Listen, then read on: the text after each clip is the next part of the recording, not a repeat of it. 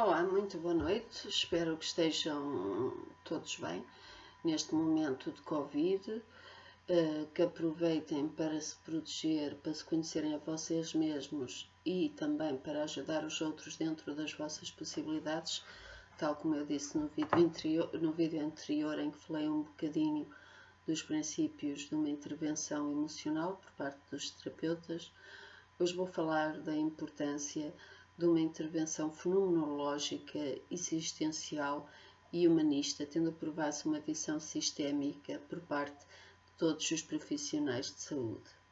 Quero dizer, e antes vou dizer, pronto, como já disse, eu tenho muita pouca experiência em realizar os vídeos e para não me perder nos meus pensamentos e ficar pouco claro, vou lendo um texto que eu escrevi e fazendo algumas anotações. E começa por dizer uma coisa, por muito incrível que pareça, existe muito estigma na área da doença mental e muitas vezes começa nos próprios profissionais de saúde. Isto porquê? Porque a pessoa é-lhe colocado um determinado rótulo e é guiada por esse rótulo e por tudo o que vem nos livros. Existe, portanto, muitas vezes uma avaliação da doença mental da pessoa, mas não existe uma avaliação da sua saúde mental. Irei falar noutro vídeo como é que se avalia então a saúde mental de uma pessoa, mas não é o propósito deste vídeo hoje. Ora, o que isto quer dizer? Quer dizer, basicamente, e de forma muito simples, em que se vai e diz assim, olha, esta pessoa é esquizofrénica, esta pessoa é bipolar, esta pessoa é deprimida, esta pessoa é histérica, e quando se diz muitas vezes, por exemplo, esta pessoa é histérica, tomou uns comprimidinhos só para manipular o marido. Está-se a ver a manifestação, mas não se está a ver a pessoa em si, e muito menos está-se a ver o seu problema ou a ajudar. Não fiquem estupefactos, porque isto, infelizmente, ainda acontece hoje em dia. Daí a importância de nós termos uma intervenção junto das pessoas que necessitam, de forma a desenvolver a consciência que ela tem de si próprias, a serem capazes de serem mais felizes e de serem integradas na sociedade. Isso de dizer, por exemplo, que uma pessoa que tem um diagnóstico de esquizofrenia, tem empotamento afetivo, não toma a medicação, vai ter muitos tratamentos, vai ter muitos internamentos. Isto não funciona de igual para todos, não é assim, até porque há muitas pessoas que têm o diagnóstico de esquizofrenia e não têm empotamento afetivo nenhum, enquanto que há outras que lhe é diagnosticada, por exemplo, uma depressão e pensam que a pessoa como faz a sua vida no dia a dia e até é mais organizada e se calhar toma a medicação, é mais feliz e está mais bem integrada na sociedade. Também não é verdade. Depende da consciência que a pessoa tem de si mesma e da forma como consegue resolver os seus problemas. Isso foi avaliada pela sua saúde mental e não só pela sua doença mental.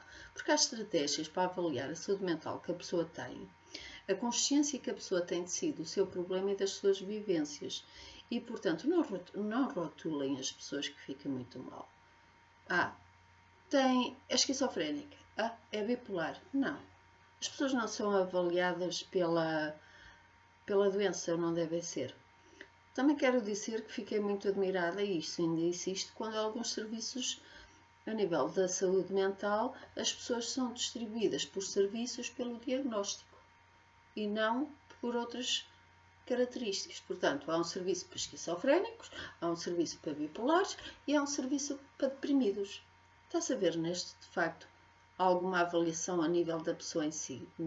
Não creio. Aliás, havia um cartaz há uns tempos atrás que eu gostava muito, que era de um medicamento chamado Seroquel. E o cartaz dizia assim: o meu problema é a esquizofrenia e o teu qual é? Sim, porque todos nós temos problemas diferentes, podem ser de índole diferente e que requerem intervenções diferentes. Portanto, eu vou agora começar a ler o texto e fazer algumas pequenas anotações, porque eu tenho pouca experiência em fazer vídeos. Ora, de facto, o funcionamento psíquico de cada um relaciona-se com o nosso eu, com a nossa personalidade e pela forma como fomos criados na nossa infância. Isso é um facto para toda a gente.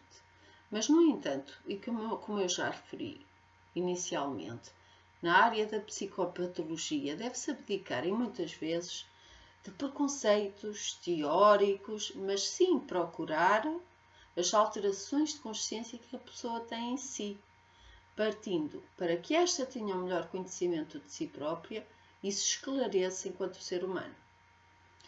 Os teóricos psicodinâmicos e os outros, isto é praticamente unânime para todos, existe muita importância nas experiências precoces, no desenvolvimento do bem-estar da pessoa, sendo fundamental procurar por trás da sintomatologia e muito importante, as bases constantes nas quais repousa o funcionamento mental de um determinado sujeito.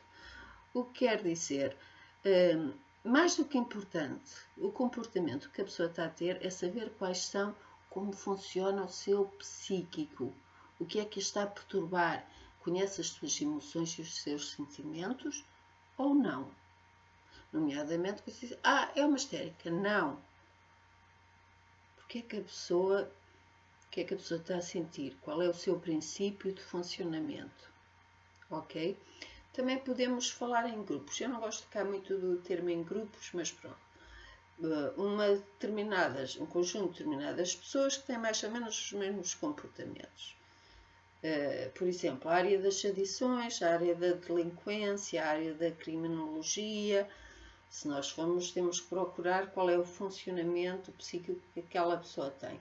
Até porque sabe, quando a pessoa consome substâncias psicoativas, fica anestesiada emocionalmente e não se desenvolve enquanto ser humano.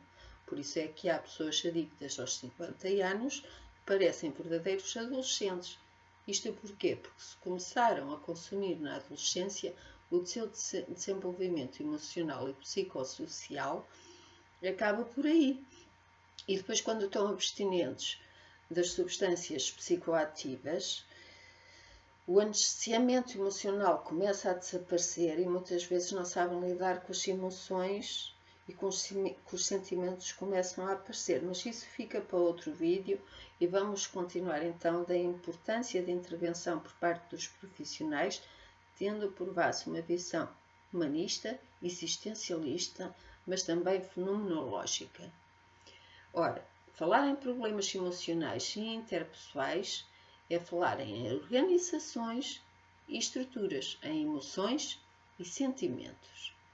Existem doenças psíquicas, de facto existem, mas não existem loucos, nem normais, nem malucos. Como eu costumo dizer, os malucos estão na rua, não estão internados porque na alguma altura da sua vida precisaram de ajuda. Os malucos, e desculpem-me o termo, são muitos psicopatas, sociopatas e pessoas que passam por cima dos outros para atingirem os seus objetivos e muitas vezes conseguem, não é? Nomeadamente no âmbito da política e não sei quem, nem vamos entrar por aí. Porque para mim esses é que são os malucos e os loucos. São aqueles que pisam as pessoas para atingirem os seus objetivos. E esses sabem muito bem o que estão a fazer. De facto, não há dúvida. Ora bem, o que existe não são loucos nem malucos. Existem pessoas mais saudáveis, capazes de tirar proveito das suas necessidades pulsionais, tanto no plano pessoal como social, e existem, por outro lado, pessoas menos desprovidas ou desprovidas destas capacidades.